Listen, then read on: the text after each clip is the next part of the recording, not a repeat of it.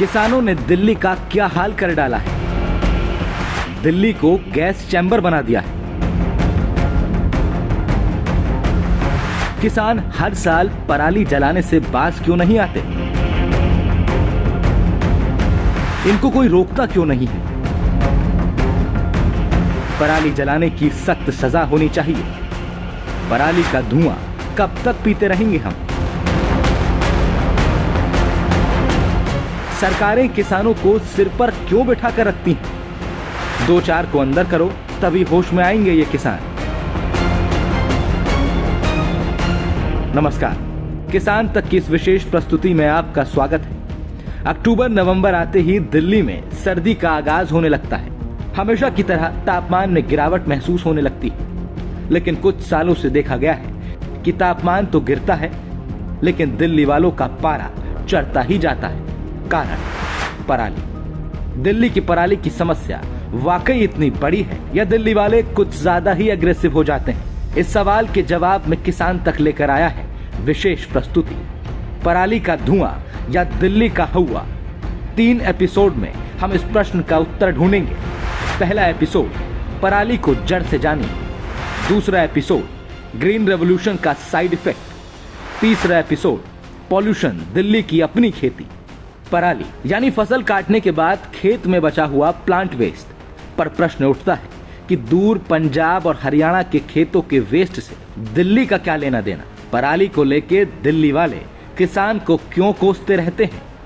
दरअसल जब उत्तर भारत में 15 अक्टूबर के करीब मौसम बदलने लगता है, मॉनसून के बाद सर्दी पड़ने लगती है, तकरीबन इन्हीं 3-4 हफ्तों में देश में खेती का सीजन भी बदल रहा होता है। खरीफ से रबी, गर्मी में बोई हुई धान की फसल यानी खरीफ की फसल काटकर किसान गेहूं यानी रबी की फसल बोने की तैयारी में रहते हैं। दिल्ली की पराली से होने वाली परेशानी की कहानी भी इन्हीं 3-4 हफ्तों की। इसी समय किसान पराली जलाते हैं, पराली का धुआं दिल्ली में जम जाता है और सही मायनों में दिल्ली वालों की नाक में दम कर देता है। दिल्ली वाकई गैस चैम्बर बन जाती है। इस सच को नकारा नहीं जा सकता। ये पराली जलाने की वजह से ही होता है, ये भी सच है। किसान ही पराली जलाते हैं, ये भी सच है। लेकिन दिल्ली वाले किसानों पर जितना गुस्सा करते हैं, उतना ही गुस्सा किसान भी दिल्ली वालों पर करते हैं। किसान को जो समस्या के रूप में दिखाया जा रहा है ना, इसके पीछे देखने की जरूरत है वे कौन सी ताकतें हैं। देश की ताकतें हैं, विदेश की ताकतें हैं। किसान समस्या नहीं है, किसान तो समाधान है। जब से कंबाइन चली है तब से उसमें जो है नीचे जो पराली रहती है उसका क्या करे किसान? कल को आप ये भी कहेंगे कि किसान के यहाँ तो रोटी बन रही है चूल्हे पे। किसान अगर किसी वजह से मजबूरी में जल्दी अपनी अगली खेती को तैयार करने के लिए पराली में जा रहा है, जला रहा है, उसने अगर घंटे भर के लिए धुआं दे दिया मान लिया, तो वो पूरे साल जो है हरियाली भी दे रहा है पूरी दुनिया को, उस पर किसी का ध्यान नहीं है। हमारे यहाँ यमुना देखिए, कहीं कहीं जरा सा भी मिल जाए। आप दिल्ली में जाइए ना, देखिए यमुना का क्या हाल कर रखा है। और ना इसी पे ध्यान है कि जो पूरा सिस्टम जो प्रदूषण फैला रहा है इस देश में, चाहे वो गाड़ियाँ या फैक्ट्रियाँ हैं, उस पर कहीं ध्यान नहीं है। वो सारों ने मिलकर किसान के पीछे लग गए। कोई गरीब आदमी है जिसके पास थोड़ी ज़मीन है, उसके पास साधन नहीं है, उसकी मजबूरी है उसको जलाना। अगर वो पराली नहीं जलाएगा, वो सिस्टम को जलाएगा, वो दिल्ली को जलाएगा, लखनऊ को जलाएगा, सचिवालय को जलाएगा। ये सरकार की पॉलिसी जो है वो सारी खराब है। किसान भले ही अपनी जगह सही हो, दिल्ली वालों के नजरिए से देखें तो किसानों पर गुस्सा जायज है। समझ में आता है कि वो किसान को क्यों कोसते हैं। तो क्या किसान ही दिल्ली के इस प्रदूषण इमरजेंसी का विलेन है? किसान पराली क्यों जलाते हैं? पराली जलाना क्यों नहीं रोक पाते हैं? पराली जलाना कभी बंद भी होगा? और पराली जलाना बंद हो जाएगा तो क्या होगा? दिल्ली में प्रदूषण खत्म हो जाएगा क्या? इन सभी सवालों के जवाब के लिए हमें इस मुद्दे को जड़ से समझना होगा। इस स्पेशल रिपोर्ट को देखने के बाद हम आशा करते हैं कि धुंध छट जाएगी, पराली की भी और नजरिए की भी, और इस गंभीर समस्या से निपटने के लिए ठोस कदम उठाए जाएंगे। जब बात किसान और खेती की हो रही है तो जड़ से ही शुरुआत होनी चाहिए, और किसी भी मुद्दे के जड़ होते हैं फैक्ट्स यानी तथ्य, और तथ्यों की इस बुनियाद पर आगे का विश्लेषण करेंगे। तो शुरुआत करते हैं तथ्य नंबर 1। देश में पराली दशकों से जलती आ रही है। तथ्य नंबर 2, लेकिन दिल्ली की जुबान पर पराली शब्द 2016 के बाद से ही आया है, यानी हाल ही में कुछ तो बदला है, जिसकी वजह से पराली इतनी बड़ी समस्या बन गई है। तथ्य नंबर 3, दिल्ली के प्रदूषण का सबसे बड़ा कारण है गाड़ियां, जो 28% पॉल्यूशन फैलाती हैं, उद्योग जो 30% पॉल्यूशन फैलाते हैं, धूल जो 17% पॉल्यूशन फैलाती है, पराली जो महज 4% पॉल्यूशन फैलाती है, अन्य जिनसे 21% पॉल्यूशन फैलता है। तथ्य नंबर 4, दिल्ली में साल 2000 में 34 लाख गाड़ियां थी, जो 2020 में बढ़कर 1 करोड़ 18 लाख तक पहुंच गई, यानी दिल्ली में 2 दशक के अंदर गाड़ियों की संख्या में 4 गुना वृद्धि हुई है। इतना ही नहीं, 2001 में दिल्ली की जनसंख्या 1 करोड़ 38 लाख थी, 2020 में दिल्ली की यही जनसंख्या बढ़कर 2 करोड़ 3 लाख पहुंच गई। अब तथ्य नंबर 3 और 4 को देखें तो सामने आता है तथ्य नंबर 5, हाई पॉल्यूशन दिल्ली की घर की खेती है, क्योंकि दिल्ली की गाड़ियां, दिल्ली की आबादी, दिल्ली के कारखाने, दिल्ली के कंस्ट्रक्शन, सब कुछ दिल्ली के अपने हैं। तथ्य नंबर 6, दिल्ली के प्रदूषण उत्पाद में कुछ ऊंच नीच नहीं होता, हर रोज उतना ही प्रदूषण उत्पन्न होता है, लेकिन AQI यानी एयर क्वालिटी इंडेक्स कभी कम कभी ज्यादा होता है। इसके पीछे के 2 कारण हैं, हवा में नमी और दूसरा हवा का रुख। तथ्य नंबर 7, गर्मियों में वातावरण में नमी कम होने की वजह से हवा हल्की होती है और पॉल्यूटेंट्स हवा के साथ बह जाते हैं। सर्दियों में नमी की वजह से हवा और भारी हो जाती है, जिससे पॉल्यूटेंट्स ट्रैप हो जाते हैं। नतीजा ये कि हवा और भारी हो जाती है। लेकिन ये बात दोबारा जान लेने लायक है कि किसी दिन दिल्ली में AQI कम है तो इसका मतलब ये नहीं कि उस दिन पॉल्यूशन का उत्पाद कम रहा। कम AQI का मतलब सिर्फ इतना ही है कि मौसम मेहरबान रहा। तथ्य नंबर 8, सर्दियों में हवा वैसे भी भारी होती है, ऊपर से दिल्ली के हैवी पॉल्यूशन की वजह से और भी ज्यादा भारी हो जाती है, जिसकी वजह से आसमान में एक अदृश्य दीवार सी बन जाती है। अब जब पंजाब और हरियाणा की पराली का धुआं दिल्ली पहुंचता है तो दिल्ली की आसमानी दीवार उसको यहीं रोक देती है। इस वजह से दिल्ली की बेहद खराब हवा और भी खराब हो जाती है। इस वजह से पराली तो आमतौर पर दिल्ली के प्रदूषण में सिर्फ 4% की भागीदार है। अक्टूबर नवंबर में किसी किसी दिन 30% तक भी पहुंच जाता है, क्योंकि इसी समय पराली सबसे ज्यादा जलती भी है। तथ्य नंबर 9, 1995 में हुई कंबाइन मशीन की एंट्री। अब अपनी स्क्रीन पर आप जो मशीन देख रहे हैं, इसे कंबाइन मशीन कहते हैं। ये खेतों से फसल तो काट लेती है, लेकिन पराली को खेत में ही छोड़ देती है। तथ्य नंबर 10, अब ये जो मशीन आप देख रहे हैं, इसे हैप्पी सीडर और सुपर सीडर मशीन कहते हैं। कंबाइन आने के 25 साल बाद, यानी पिछले कुछ सालों से ही ये मशीनें चलन में आई हैं, जो बीज बोते बोते पराली को भी टुकड़े टुकड़े कर खेतों में मिला देती है। ये 10 तथ्य आप याद रखिएगा। पराली का मुद्दा समझने के लिए इन तथ्यों को समझना जरूरी है। दरअसल पराली प्रदूषण का मुद्दा ही नहीं है, ये कहना गलत होगा। पराली जलाना बंद हो जाए तो दिल्ली की हवा उतनी जहरीली नहीं होगी जितनी अक्टूबर नवंबर के कुछ दिनों में रहती है। तो आगे हमारा जो भी शोध होगा उसमें हम ये देखेंगे कि इन 40 दिनों में पराली इतनी बड़ी प्रॉब्लम क्यों होती है, क्यों आखिर 1000 कोशिशों के बाद भी किसान पराली जलाना नहीं छोड़ रहे, पराली प्रॉब्लम क्यों बनी। पहले पराली क्या है ये समझ लेते हैं। दरअसल खेत में तैयार धान की फसल में से धान को काटने के बाद जो कुछ भी बचता है वो पराली होती है। अब ये पराली समस्या क्यों बनी ये भी समझ लेते हैं। पहले के समय में, यानी मशीन आने से पहले, फसल को हाथ से काटा करते थे। किसान जड़ से 4 इंच ऊपर से दरांती से फसल को काट लिया करते थे। उनका बोझा यानी बंडल बनाते थे और खेत से खलिहान में ले जाकर पीटते थे। इस प्रक्रिया में धान अलग हो जाता था और पराली अलग। ये धान किसानों के घर और मंडी चला जाता था और पराली पशुओं का चारा बन जाता था। इसके बाद जब किसान दूसरी फसल बोने के लिए हल चलाता था या ट्रैक्टर चलाता था तो खेत में बचा पौधे का जड़ मिट्टी में घुल मिलकर खाद बन जाता था। अब यहाँ पर गौर करने की 2 बातें हैं। पहली बात तो ये कि इस दौरान किसानों का खेत खाली रहता था, और दूसरी बात यह कि पहले किसान को धान काटने और गेहूं की बुआई करने में करीब 1.5 से 2 महीने का समय मिल जाता था, जिस दौरान वो अगली फसल के लिए अपने खेत को आसानी से तैयार कर लेते थे। हम अगर इसकी हाथ से कटाई करते हैं तो ये हाथ से जो कटाई करते हैं तो हमारी जड़ से हो जाती है, और मशीन वगैरह से हम कटवाते हैं तो कम से कम 1 फुट के करीब कटवानी पड़ती है। और जब इसमें हम गेहूँ वगैरह की जो फसल बोने की तैयारी करते हैं तो उस वक्त जो ट्रैक्टर से जुताई करते हैं वो कामयाब नहीं हो पाती है, गल नहीं पाती, उसमें कट नहीं पाती ढंग से वो, इसलिए उसमें आग लगानी हमारी मजबूरी है। और जो हाथ से कटाई करके इसको इकट्ठा किया जाता है, उसका जो चारा निकलता है वो हमारे पशुओं के काम आता है।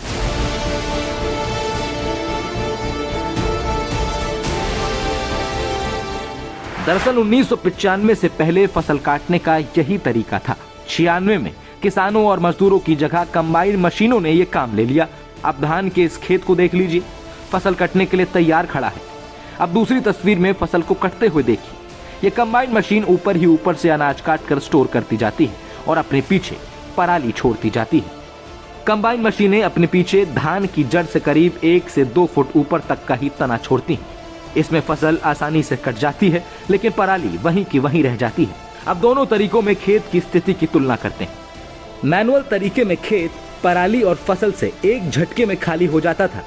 कंबाइन मशीनों से खेत में 2 फुट से ज्यादा ऊंची पराली पड़ी रहती है। मशीन से फसल की कटाई का फायदा यह है कि पौधे से अनाज को अलग करने का काम कुछ ही घंटों में पूरा हो जाता है, जिसमें पहले किसानों को कई दिन तक लग जाते थे। औसतन किसान को हाथ से 1 एकड़ फसल काटने और अनाज घर ले जाने में करीब 10 से 12 दिन लगते थे, जबकि मशीन से 1 एकड़ फसल 1 घंटे में ही कट जाती है और अनाज घर पहुंच जाता है। नेगेटिव यह है कि पहले फसल काटने के साथ जो पराली भी खेत से कटकर बाहर आ जाती थी, वो मशीन से कटने के बाद खेत में ही पड़ी रहती है। इससे यह साफ है कि खेत से फसल काटने के किसान के पुराने तरीके का आधा ही मशीनीकरण हुआ है। अगर मशीनें खेत से फसल काटते समय पराली को भी काट कर अलग कर देती और पारंपरिक तरीके की तरह खेत खाली हो जाता, तो पराली जो आज समस्या बनी हुई है वो पैदा होने से पहले ही खत्म हो जाती। हम ऐसा क्यों कह रहे हैं, इसका जवाब जानने के लिए हमें जाना होगा 5 दशक पहले, और विश्लेषण के इस पॉइंट पर हम जाएंगे एपिसोड 2 में, ग्रीन रेवोल्यूशन का साइड इफेक्ट। एपिसोड 2 किसान तक की विशेष प्रस्तुति के इस दूसरे एपिसोड में आपका स्वागत है। इस एपिसोड का नाम है ग्रीन रेवोल्यूशन का साइड इफेक्ट।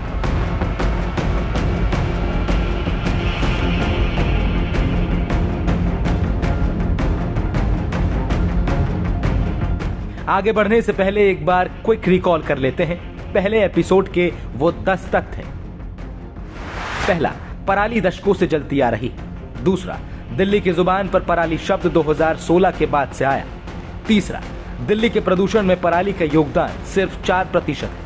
चौथा, दिल्ली में गाड़ियां, जनसंख्या बेतहाशा बढ़ी है। पांचवा, हाई पॉल्यूशन दिल्ली की घर की खेती है। छठा, दिल्ली में 365 दिन प्रदूषण बना रहता है। सातवां, दिल्ली में पॉल्यूशन का उत्पादन कभी कम नहीं होता। आठवां, दिल्ली के पॉल्यूशन में पराली का योगदान 10 दिनों तक रहता है। नौवां, 1995 में कंबाइन मशीन आने से पराली की प्रॉब्लम शुरू हुई। 10वां, अब 25 साल बाद पराली काटने की मशीन आई है। इन 10 तथ्यों को याद करने के बाद एक बार फिर किसानों के खेत का रुख करते हैं, जहां पर कंबाइन मशीनों की छोड़ी पराली की वजह से किसानों को विलेन की तरह देखा जाने लगा। किसान के पास पराली से छुटकारा पाने के 2 तरीके हैं। पहला ये कि वो या तो पुराने तरीके से खेत से पराली को काट ले और पशुओं के चारे के लिए रख ले। 2-3 दशक पहले तक सभी किसान यही तरीका अपनाते रहे हैं। दूसरा तरीका ये कि एक और मशीन का इस्तेमाल करें जो पहले मशीन के आधे बचे काम को पूरा करे, जिसे सुपर सीडर और हैप्पी सीडर मशीन कहा जाता है। ये मशीन गेहूं का बीज बोते बोते पराली को टुकड़े टुकड़े करके मिट्टी में ही मिला देती है और मिट्टी में मिलकर वो टुकड़े खाद बन जाते हैं। लेकिन पहले वाले काम में बहुत वक्त भी लगता है, बहुत मेहनत भी लगती है और मजदूरी पर भी खर्च बढ़ जाता है, जबकि किसान के लिए सबसे इम्पोर्टेंट है वक्त। अगर वो पारंपरिक तौर पर धान की कटाई करके पराली को बाहर निकालता है तो इसमें बहुत टाइम जाता है और किसान के पास टाइम का ही अभाव है। और टाइम के इस अभाव पर आने से पहले पराली हटाने के दूसरे विकल्प पर बात कर लेते हैं। दूसरा तरीका एक नई मशीन सुपर सीडर के इस्तेमाल का है, जिससे काम चुटकियों में हो जाता है, लेकिन किसान इसका इस्तेमाल कम ही करते हैं क्योंकि इसमें खर्चा बहुत है। जबकि देश के 85% किसान छोटे हैं, किसान के पास पैसों का अभाव है। समय और पैसा, ये 2 अहम मुद्दे हैं। पहले सॉल्यूशन में खर्चा कम और समय ज्यादा लगता है, तो दूसरे में समय तो कम लेकिन पैसा खूब लगता है। ऐसे में किसान को एक ऐसा विकल्प चाहिए जिसमें खर्चा और समय दोनों ही कम लगें, जो पराली जलाने से ही संभव है। हाल ही में तीसरा विकल्प भी आया है, जिसे डीकंपोजर कहते हैं। दिल्ली के पूसा इंस्टीट्यूट के वैज्ञानिकों ने किसानों को डीकंपोजर से पराली को खेत में ही गला देने का विकल्प दिया। डीकंपोजर एक केमिकल सॉल्यूशन है जो खेत में छिड़कने के बाद पराली को खाद में परिवर्तित कर देता है। ये डीकंपोजर बेहद सस्ता है, लेकिन समय खूब लेता है। इससे पराली को खाद में परिवर्तित होने में 1 महीने का समय लगता है। जैसा कि आपने देखा, सॉल्यूशन तो है, लेकिन किसान के लिए किसी भी विकल्प को अपनाना अभी संभव नहीं। वो जो हमारा पराल है उसको कटाई करने के लिए जो भी मशीनें आती हैं, वो कोई भी मशीन 1.5 से लेकर 2.5 लाख के बीच में आती है। और 2.5 लाख रुपए एक जिम्मेदार के लिए, एक किसान के लिए, जैसे कि आप सभी को पता है कि पूरे इंडिया में जो भी किसान है उसके पास जो ज़मीन है वो 2 एकड़ से लेकर 4 एकड़ 5 एकड़ से ज़्यादा नहीं है। और वो 5 एकड़ वाला किसान 2.5 लाख का मल्चर लेगा, 2.5 लाख का एमबी प्लो लेगा, 8 लाख का 55 हॉर्स पावर का ट्रैक्टर लेगा। वो इतने बड़े इम्प्लीमेंट ले ही नहीं सकता। अगर वो इतने बड़े इम्प्लीमेंट लेगा ही नहीं तो वो पराली का कैसे सोल्यूशन करेगा। पैसे का अभाव समझ में आता है, लेकिन समय का अभाव क्या होता है, अब ये भी समझ लीजिए। धान काटने, गेहूं बोने में कितने दिन मिलते हैं? अब आपको समझाते हैं कि किसानों के लिए अक्टूबर नवंबर का समय क्यों आखिर इतना कीमती है। इसे समझने के लिए हमें क्रॉपिंग पैटर्न पर जाना होगा। 20 अक्टूबर तक धान की फसल कट जानी चाहिए और 15 नवंबर से पहले गेहूं की बुआई हो जानी चाहिए। यानी दोनों फसलों के बीच अधिकतम 25 दिन का ही समय मिलता है। इन 25 दिनों के अंदर किसान को फसल काटनी होती है, पराली हटानी होती है और दूसरी फसल की बुआई करनी होती है। लेकिन अक्सर ये टाइम कम भी हो जाता है। जैसे इस साल मानसून लेट होने से मध्य अक्टूबर तक धान की फसल तैयार नहीं हो सकी। पंजाब के कुछ इलाकों में 15 नवंबर तक भी गेहूं की बुआई नहीं हो सकी। ये गेहूं के पिछले सीजन में भी दिख चुका है। गेहूं की बुआई देर से होने और लू के अर्ली अराइवल से उपज में गिरावट आ गई। इससे किसानों का नुकसान तो हुआ ही, देश भर में गेहूं आटे का दाम भी बढ़ गया। जरा सोचिए, अगर एक बार क्रॉप पीरियड में बदलाव से शहरों में इतना हाहाकार मच गया तो ऐसा बार बार होगा तो क्या होगा। ये विंडो इतना छोटा क्यों है? आखिर धान की कटाई और गेहूं की बुआई के बीच का ये विंडो हमेशा से ही इतना छोटा था? ऐसा नहीं था। एक समय में किसान के पास खरीफ और रबी के बीच भरपूर समय मिलता था। तो फिर अब क्या हुआ? आखिर समय का ये अकाल कहां पड़ गया? इसे समझने के लिए आज से 5 दशक पीछे लौटना होगा। साल 1965 में भारत सरकार ने देश के अन्न संकट को दूर करने के लिए ग्रीन रेवोल्यूशन शुरू किया। पंजाब और हरियाणा के किसानों ने जिसका जिम्मा बखूबी निभाया। 1967 से 1978 के बीच पैदावार पर जोर दिया गया और आज अन्न के मामले में भारत न सिर्फ आत्मनिर्भर है बल्कि एक्सपोर्ट से $50 बिलियन कमाने भी लगा है। ग्रीन रेवोल्यूशन से पहले पंजाब और हरियाणा में 2 ही फसलों की खेती होती थी, खरीफ में धान की 1 फसल और रबी में गेहूं की फसल। लेकिन ग्रीन रेवोल्यूशन में इसे 3 क्रॉप कर दिया गया और खरीफ के सीजन में धान की 1 फसल की जगह 2 फसल कर दिया गया। अब किसान साल में 3 फसलें लेने लगा। इससे पंजाब हरियाणा के किसान अप्रैल के पहले हफ्ते में पहली फसल की बुआई करके जून में ही काट लेते थे। सरकारों ने चूंकि पंजाब और हरियाणा की खेती में खरीफ की 2 फसलों को शामिल कर दिया, इससे इन 2 राज्यों में खेती के पैटर्न के साथ कई बदलाव आए। ग्रीन रेवोल्यूशन के बाद पंजाब और हरियाणा के किसान 1 रबी की और 2 खरीफ की यानी 3 क्रॉप लेने लगे। इससे पहले किसान कुछ महीनों के लिए अपने खेत को खाली छोड़ देते थे, वो भी बंद हो गया। इसके अलावा पहले की तरह अगस्त में खरीफ की दूसरी फसल काट लेने के बाद तैयारी के लिए जो 2 से 2.5 महीने मिलते थे, वो 2 से 2.5 महीने किसानों से छिन गए। साफ है, एक क्रॉप से दूसरे क्रॉप पर जाने के बीच का समय घट गया। जब तक ग्रीन रेवोल्यूशन हाइट पर था तब तक तो ये सब अच्छा था, लेकिन 20 से 25 साल बीत गए तो पता चला कि पंजाब और हरियाणा में धान की खेती शुरू होने से वाटर टेबल घटकर काफी नीचे चला गया, क्योंकि जिस चावल की खेती पंजाब और हरियाणा के लिए अनुकूल नहीं थी, उसे ग्रीन रेवोल्यूशन में सरकार के कहने पर किसानों ने शिखर तक पहुंचा दिया। इसका अंदाजा आप इसी से लगा सकते हैं कि 60 के दशक में पंजाब में धान की कुल खेती क्षेत्र के करीब 5-7% हिस्से पर ही होती थी, लेकिन अब खरीफ सीजन में 80% एरिया में धान की ही खेती होती है। इसका असर पंजाब के ग्राउंड वाटर लेवल पर भी दिखा। CRRID की एक रिपोर्ट के मुताबिक ग्रीन रेवोल्यूशन के बाद पंजाब में चावल की खेती वाले क्षेत्रों में हर साल 25 से 30 सेंटीमीटर वाटर लेवल घटने लगा था। अब हरियाणा के 142 ब्लॉकों में से 85 ब्लॉक डार्क जोन में चले गए हैं, जहां पर पानी 100 फीट से भी नीचे तक चला गया है। जबकि पंजाब के 138 ब्लॉक्स में से 109 ब्लॉक डार्क जोन में चले गए हैं, जहां जगहों पर वाटर लेवल 200 फीट से भी नीचे चला गया है। जाहिर है ग्रीन रेवोल्यूशन से अन्न के गोदाम तो भरने लगे, लेकिन ग्राउंड वाटर सूखने लगा। इसी विपत्ति से निपटने के लिए पंजाब सरकार ने Punjab preservation of subsoil water act 2009 जारी किया और हरियाणा सरकार ने वाटर एक्ट 2009 जारी किया। इन दोनों ही कानूनों में किसानों को बाकायदा बता दिया गया कि हर साल 10 मई से पहले तक कोई भी किसान धान की बुआई नहीं करेगा। सरकार की ओर से हर साल धान बोने की डेट बताई जाएगी और दी गई तारीख से पहले बुआई नहीं की जा सकती। अब इस साल का ही उदाहरण लेते हैं। पंजाब ने 10 जून के बाद धान की बुआई की अनुमति दी और हरियाणा ने 15 जून के बाद। यहाँ पर यह याद रखना जरूरी है कि एक्ट आने से पहले बुआई अप्रैल में खत्म हो जाती थी, लेकिन इस साल 10 जून के बाद बुआई शुरू करने की इजाजत ही मिली। मतलब 2 महीने से ज्यादा का किसानों का टाइम छिन गया। और तो और इस साल बारिश भी 10 से 15 दिन देरी से छूटी। इसीलिए समझना जरूरी है कि दिवाली मनाने के लिए किसान पराली नहीं जला रहा होता है, यह किसान की मजबूरी है। बुआई लेट होती है तो नुकसान सिर्फ किसान का नहीं बल्कि पूरे देश का होता है। धान की कमी ना सिर्फ हमारी और आपकी जेब पर भारी पड़ती है, बल्कि ये देश की फूड सिक्योरिटी पर भी धावा बोलती है। और यह भी गौर करें कि इस मजबूरी के हालात के पैदा होने में किसानों की कोई गलती नहीं। अगर गेहूं की बुआई पराली की वजह से देरी में होती है, इसके परिणाम निकल के आएंगे कि नंबर 1 तो जो गेहूं की बुआई है वो तो लेट होगी।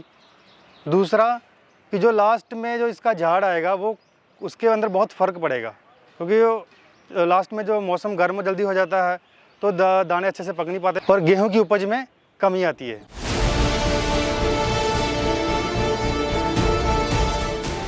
ग्रीन रेवोल्यूशन के तहत खरीफ की 2 फसल लेने का निर्णय सरकार और वैज्ञानिकों का था, ना कि किसानों का। इससे वाटर लेवल गायब होने लगा, यह भी किसानों की गलती नहीं थी। खरीफ की दूसरी फसल को मई महीने तक देर करने का निर्णय भी किसान का नहीं था। इससे खरीफ और रबी के बीच की अवधि और भी घट गई, ये भी किसान की गलती नहीं थी। 90 के दशक में फसल काटने का आधा अधूरा मशीनीकरण हुआ, जिससे पराली खेत में ही रह जाती थी, ये भी किसान की गलती नहीं है। अगर पराली हटाने के पूर्ण मशीनीकरण में 25 साल लग गए तो ये भी किसान की कोई गलती नहीं हो सकती। इस बीच अगर दिल्ली का प्रदूषण आसमान छूने लगा तो ये दिल्ली वालों को खुद का दिया हुआ तोहफा है, इसमें किसान का हाथ नहीं। सरकारें 25 साल तक सोती रहीं। 2016-17 तक पराली हटाने के लिए मशीनीकरण की ओर ध्यान ही नहीं दिया। 16 के बाद जब दिल्ली में हाहाकार मचने लगा, मशीनीकरण के बारे में सोचा जाने लगा। अगर समय रहते मशीनीकरण व्यापक रूप में पहले ही हो जाता तो अब ये होड़ नहीं लगती। यहाँ पर भी किसान बेकसूर है। देखिए, अब घर के सारे बदल डालूंगा, सिर्फ बल्ब के विज्ञापन में ही हो सकता है। लाखों किसानों की लाखों हेक्टेयर जमीन पर मशीन चलानी हो तो वक्त तो लगता ही है। किसान यहाँ भी हेल्पलेस है। एक और बात, 80% किसान वित्तीय दृष्टि से मशीन का खर्च उठाने के लिए सक्षम तक नहीं है। जैसा कि आपने देखा, 60 वर्ष से किसान वो सब करता आया है जो सरकारें कहती आई हैं और अन्न के भंडार भरता रहा है, लेकिन अपनी जेब काट कर तो आपकी थाली नहीं भरेगा ना।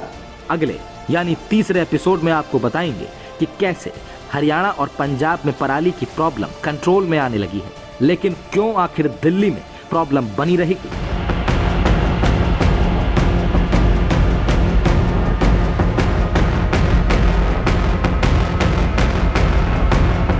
तीसरे एपिसोड का नाम है पॉल्यूशन, दिल्ली की अपनी खेती। अब तक हमने आपको खेती, पराली और किसान से जुड़े 10 फैक्ट से अवगत करवाया। ये भी बताया कि कैसे किसान दिवाली मनाने के लिए पराली नहीं जलाते, बल्कि ये ग्रीन रेवोल्यूशन का इफेक्ट है। अब आपको बताते हैं कि कैसे हरियाणा और पंजाब में पराली की प्रॉब्लम कंट्रोल में आने लगी, बावजूद इसके दिल्ली में प्रॉब्लम क्यों बनी रहेगी। तो 100 बात की एक बात यह कि पराली दिल्ली के लिए बड़ी प्रॉब्लम है। पराली दिल्ली की गंदी हवा को और भी गंदा बनाती है, लेकिन पूरे साल में ये 10 दिन का बिन बुलाया मेहमान है। साल के बाकी 355 दिन दिल्ली प्रदूषण के राक्षस को गोद में लिए घूमता रहता है और किसान को कोसता रहता है। हम ये नहीं कहते कि इस सैड स्टोरी का दी एंड है ही नहीं, लेकिन दिल्ली को प्रदूषण से राहत संभव है या नहीं, इस सवाल का जवाब हाँ भी है और नहीं भी। अगर पराली प्रॉब्लम की बात करें तो हाँ, लेकिन दिल्ली के पॉल्यूशन की बात करें तो ना। पहले बताते हैं कि पराली की समस्या कैसे काबू में आ रही है, फिर बताएंगे आपको कि दिल्ली के प्रदूषण की सच्चाई क्या है, जिसे हम देखकर भी अनदेखा कर रहे हैं। पंजाब और हरियाणा में इस साल सरकारों की मेहनत के नतीजे दिखने लगे हैं। खरीफ और रबी के चालू सीजन में हरियाणा में पिछले साल की तुलना में 44% कम पराली जली है, जबकि पंजाब में 30% की कमी आई है। इसका नतीजा क्या हो रहा है? ये सफर के 4 साल के आंकड़े बताते हैं। दिल्ली के पॉल्यूशन में पराली का योगदान 5 नवंबर 2019 को 42% था, 31 अक्टूबर 2020 को 44% था, 7 नवंबर 2021 को 48% था, लेकिन 3 साल से बढ़ रहा ये ग्राफ 3 नवंबर 2022 को घटकर 30% तक आ गया। अब इसे ग्राउंड के एक और आंकड़े से समझिए। 2022 में 15 नवंबर से पहले तक 3 दिन का प्रदूषण सीवियर यानी गंभीर श्रेणी में रहा, जो इससे महज 1 साल पहले 2021 में 12 दिन तक सीवियर कैटेगरी में बना रहा। यानी इस साल पराली के दिनों में खतरनाक दिनों की संख्या 1/4 ही रह गई। इस साल पहली बार पराली के दिनों में प्रदूषण में भारी गिरावट देखने को मिली, या यूं कहें कि दिल्ली पराली से कुछ कम ही त्रस्त थी। ये इसलिए संभव हो पाया क्योंकि पहली बार यहाँ किसानों को पराली हटाने के लिए पैसे खर्च नहीं करने पड़ रहे, बल्कि किसान अब उसी पराली से पैसे कमा रहे हैं। जगह जगह पराली को एनर्जी में बदलने वाली यूनिट्स लगने लगी है। ये कारखाने किसान से 1000 रुपये प्रति एकड़ के हिसाब से पराली खरीदने लगे हैं, जो किसान खुशी खुशी बेच रहा है। सोनीपत के अटेरना के किसानों की जुबानी सुनिए। हमारा पराली का प्रबंधन इतना अच्छा है कि 2 बेलर हैं हमारे पास में, उनसे हम ये बेलें बनाते हैं, सामने रखी हुई हैं, आप देखिए इन्हें। मैं 15 किलो धान लगाता हूँ और पहले हम जो धान की पराली होती थी उसे जलाया करते थे। जब से हमें ये मशीन मिली है सब्सिडी पे, तो हम इसके ये गड्ढे बनाते हैं और कंपनी को बेच देते हैं 1500 रुपये किले के हिसाब से। बेबीकॉर्न प्रोसेसिंग यूनिट को पराली क्यों चाहिए, अब ये सुनिए यूनिट के मैनेजर अभिषेक चौहान की जुबानी। बहुत सारे किसान ऐसे भी है दिल्ली के जो आसपास के एरिया के हैं, वो अपनी पराली को जलाते नहीं, बल्कि उसे सोल्ड आउट कर देते हैं। हमें जैसे इंडस्ट्री यूज़ पे यूज़ करते हैं हम उसको, हमारे ईंधन के रूप में जैसे लकड़ियाँ वगैरह यूज़ करते हैं, उससे अच्छा हमारे जो है ये वेस्टेज निकलती है ना पराली, उसको हम किसान से परचेज़ कर लेते हैं। वे 1 एकड़ में जैसे किसान को अपना टाइम बचाने के लिए हमें बेच देती है वे 1500 से 1000 रुपये पर एकड़ के हम ले लेते हैं। उसका हम इंडस्ट्री यूज़ पे यूज़ करते हैं। ये हमारा बॉयलर है जिससे हम मतलब उसको पराली को जला के एनर्जी प्रोड्यूस करते हैं, उससे हम अपना जो है इंडस्ट्री यूज़ में अपना काम करते हैं। लेकिन हम निरंतर ये प्रयास कर रहे हैं कि डिकम्पोजर की क्षमता को और बढ़ाएं और धान की किस्में जो हैं उनकी अवधि को थोड़ा कम करें, ताकि किसान को पर्याप्त समय मिल सके, करीब 25 दिन का समय। अभी भी ऐसा नहीं है कि 30 लाख हेक्टेयर अगर धान लगता है पंजाब में तो सारा का सारा क्षेत्रफल जो है देर से पकने वाली किस्मों में है, ऐसी बात नहीं है। उसमें भी 50% से ज़्यादा रकबा जो है वो पूसा की जो किस्म है, पूसा बासमती 1509, पूसा बासमती 1692 उसका क्षेत्रफल था। इसके बाद PR 126 जो गैर बासमती किस्म है उसके अंदर है, तो सारा का सारा धान लेट वाला नहीं है। जल्द पकने वाली बीज लाई जा रही है, सुपर सीडर के इस्तेमाल का प्रसार किया जा रहा है, और फिर पराली को ना जलाने पर कुछ जगहों पर दी जाने वाली इंसेंटिव, ये वो कदम है जो सही दिशा में जा रहे हैं। रही बात पराली को ईंधन में परिवर्तित करने की, तो छोटी बड़ी फैक्ट्रीज लग रही हैं। शुरुआती दौर है, इसीलिए वक्त लगेगा। अगले साल जब व्यापक रूप से किसान पराली बेचने लगेंगे, तो आशा है कि अगले साल से पराली की परेशानी भी कम होती दिखेगी। अंत में एक यक्ष प्रश्न फिर भी बना रहेगा। प्रश्न ये कि क्या पराली की परेशानी कम होने के बाद दिल्ली की हवा साफ सुथरी हो जाएगी? जी नहीं, तब दिल्ली वासियों का वास्तविकता से सामना होगा, जिस वास्तविकता से पिछले 5-6 साल से हम नजरें चुरा रहे हैं और किसान को कोस कोस के अपनी जिम्मेदारी से मुकर रहे थे। आने वाले कुछ वर्षों में शायद ये महसूस होगा कि पराली की परेशानी का दिल्ली ने कुछ ज्यादा ही हवा बना दिया। जब खेत से पॉल्यूशन फैलना कम हो जाएगा, तब शायद दिल्ली को समझ आने लगेगा कि पॉल्यूशन दिल्ली की घर की खेती है। दिल्ली का ये स्वयंभू संकट है जो दूसरों को कोसने से नहीं, खुद की गिरेबान में झांकने से ही सुलझेगा। तो आप देख रहे थे हमारी विशेष प्रस्तुति पराली का धुआं या दिल्ली का हुआ। किसान से जुड़ी हर खबर के लिए आप देखते रहिए किसान तक।